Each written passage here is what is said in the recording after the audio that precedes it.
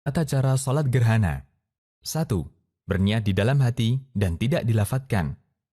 2. Takbiratul ihram, yaitu bertakbir sebagaimana salat biasa. 3.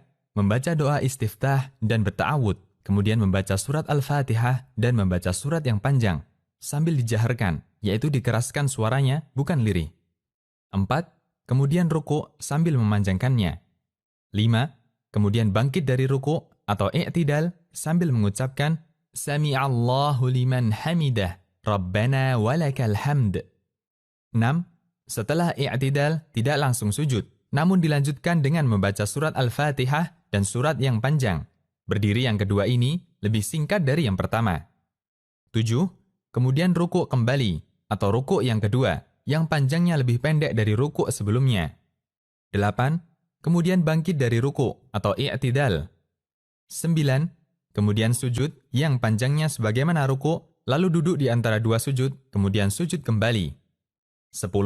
Kemudian bangkit dari sujud, lalu mengerjakan rokaat kedua sebagaimana rokaat pertama. Hanya saja bacaan dan gerakannya lebih singkat dari sebelumnya. 11. Tasyahud. 12. Salam.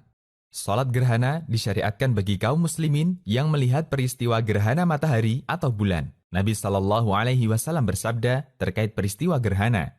Jika kalian melihat gerhana tersebut, yaitu matahari atau bulan, maka bersegeralah untuk melaksanakan salat. Hadis riwayat Bukhari. Karena itu, bagi umat Islam di daerah lain yang tidak melihat peristiwa gerhana, tidak disyariatkan melaksanakannya. Kedua, dianjurkan untuk mengundang kaum muslimin dengan panggilan As-salatu jami'ah. Dari Abdullah bin Umar radhiyallahu anhuma, beliau mengatakan, ketika terjadi gerhana matahari di zaman Nabi SAW, diserukan As-salatu jami'ah. Hadis riwayat Bukhari dan Muslim. Ketiga, bacaan salat gerhana matahari dikeraskan, meskipun dilakukan di siang hari. Imam Bukhari membuat judul bab dalam sahihnya, bab mengeraskan bacaan ketika salat kusuf atau gerhana. Kemudian beliau membawakan beberapa dalil yang menunjukkan anjuran itu. Keempat, dianjurkan bacaannya panjang. Aisyah radhiyallahu anha mengatakan, saya belum pernah melakukan sujud yang lebih panjang daripada sujud salat gerhana. Hadis riwayat Bukhari. Kelima, salat gerhana dikerjakan secara berjamaah di masjid.